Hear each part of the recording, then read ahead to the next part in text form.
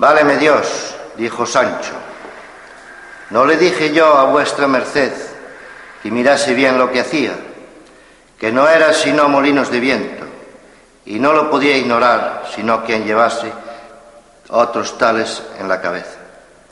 Calla, amigo Sancho, respondió Don Quijote, que las cosas de la guerra, más que otras, están sujetas a continua mudanza, cuanto más que yo pienso, y así verdad que aquel sabio Frestón que me robó el aposento y los libros ha vuelto estos gigantes en molinos por quitarme la gloria de su vencimiento.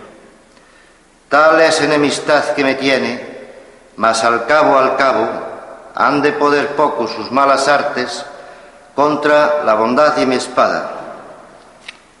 Dios lo haga como puede, respondió Sancho Panza, y ayudándole a levantar, tornó a subir sobre Rocinante, que medio despaldado estaba, y hablando de la pasada aventura, siguieron el camino de Puerto Lápice, porque allí decía Don Quijote que no era posible dejar de hallarse muchas y diversas aventuras, por ser lugar muy pasajero, sino que iba muy pesaroso por haberle faltado la lanza, y diciéndoselo a su escudero le dijo: yo me acuerdo haber leído que un caballero español llamado Diego Pérez de Vargas, habiéndosele en una batalla roto la espada, desgajó de un encino un pesado ramo tronco, y con él hizo tales cosas aquel día y machacó tantos moros que le quedó por sobrenombre Machuca. Y así él, como sus descendientes, se llamaron desde aquel día en adelante Vargas y Machuca. Hete dicho esto porque de la primera encino roble que se me depare, pienso desgajar otro tronco tal y tan bueno como aquel que me imagino, y pienso hacer con él tales hazañas que tú tengas por bien afortunado de haber merecido venir a vella, y a ser testigo de cosas que apenas podrán ser creídas. A la mano de Dios, dijo Sancho, yo lo creo todo así como vuestra merced lo dice, pero endereces un poco, que parece que va de medio lado y debe de ser del molimiento de la caída. Así es la verdad, respondió Don Quijote, y si no me quejo del dolor, es porque no es dado a los caballeros andantes quejarse de herida alguna, aunque se les salgan las tripas por ella. Si eso es así, no tengo yo que replicar, respondió Sancho, pero sabe Dios si yo me holgara que vuestra merced se quejara cuando alguna cosa le doliera. De mí sé decir que me he de quejar del más pequeño dolor que tenga, si ya no se entiende también con los escuderos de los caballeros andantes eso del no quejarse.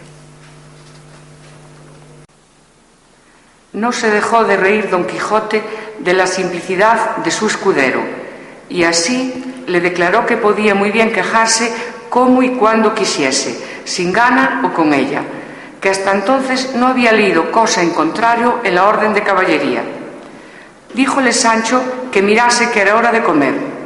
Respondióle su amo que por entonces no le hacía menester, que comiese él cuando se le antojase.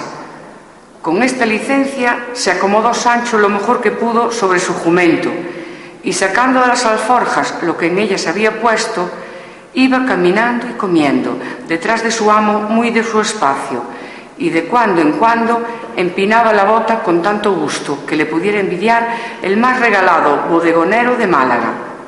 Y en tanto que él iba de aquella manera menudeando tragos, no se le acordaba de ninguna promesa que su amo le hubiese hecho, ni tenía por ningún trabajo, sino por mucho descanso, andar buscando las aventuras por peligrosas que fuesen. En resolución, aquella noche la pasaron entre unos árboles, y del uno de ellos desgajó Don Quijote un ramo seco que casi le podía servir de lanza, y puso en él el hierro que quitó de la que se le había quebrado. Toda aquella noche no durmió Don Quijote, pensando en su señora Dulcinea, por acomodarse a lo que había leído en sus libros, cuando los caballeros pasaban sin dormir muchas noches en las florestas y despoblados, entretenidos con las memorias de sus señoras. No la pasó ansí Sancho Panza, que como tenía el estómago lleno y no de agua de chicoria, de un sueño se la llevó toda, y no fueran parte para despertarle, si su amo no lo llamara, los rayos del sol que le daban en el rostro, ni el canto de las aves, que muchas y muy regocijadamente la venida del nuevo día saludaban.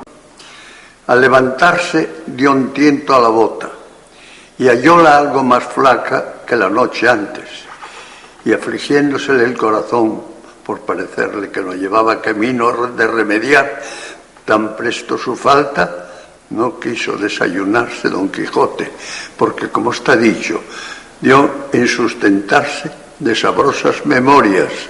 Tomaron a su comenzado camino del puerto de la Piz, y a obra de las 3 días le descubrieron. Aquí dijo, viéndole don Quijote: podemos, hermano Sancho Panza, meter las manos hasta los codos en esto que llaman aventuras, mas advierte que, aunque no veas en los mayores peligros del mundo, no has de poner mano a tu espada para defenderme. Si ya no vieres que los que me ofenden es canalla y gente baja, que está al caso, bien puedes ayudarme. Pero si fueren caballeros, en ninguna manera les es lícito me concedieras por las leyes de caballería que me ayudaras hasta que seas armado caballero.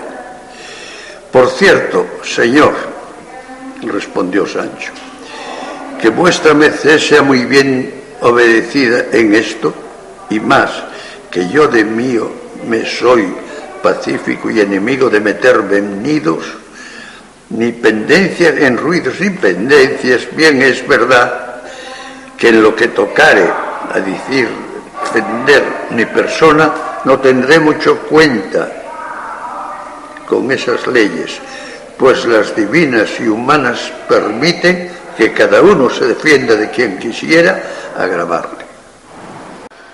No digo yo menos, respondió don Quijote, pero en esto de ayudarme contra caballeros has de tener a raya tus naturales ímpetus. Digo que así lo haré, respondió Sancho, y que guardaré ese precepto tan bien como el día del domingo. Estando en estas razones, asomaron por el camino 2 frailes, de la orden de San Benito, caballeros sobre 2 dromedarios. No eran más pequeños 2 mulas en que venían. Traían sus antojos de camino y sus quitasoles. Detrás de ellos venía un coche, con 4 o 5 de a caballo, que le acompañaban, y 2 mozos de mulas a pie. Venía en el coche, como después se supo, una señora vizcaína, que iba a Sevilla, donde estaba su marido, que pasaba a las Indias con muy honroso cargo. No venían los frailes con ella, aunque iban el mismo camino, mas apenas los divisó don Quijote cuando dijo a su escudero: o yo me engaño, o esta ha de ser la más famosa aventura que se haya visto, porque aquellos bultos negros que allí parecen deben de ser, o sin duda, algunos encantadores que llevan montada alguna princesa en aquel coche, y es menester deshacer este tuerto a todo mi poderío. Peor será esto que los molinos de viento, dijo Sancho. Mire, señor, aquellos son frailes de San Benito, y el coche debe de ser de alguna gente pasajera. Mire que digo que mire bien lo que hace, no sea el diablo que lo engañe. Y sin esperar más respuesta, picó a Rocinante y la lanza baja arremetió contra el primero fraile con tanta furia y denuedo que si el fraile no se dejara caer de la mula, él le hiciera venir al suelo mal de su grado, y aún mal ferido si no cayera muerto.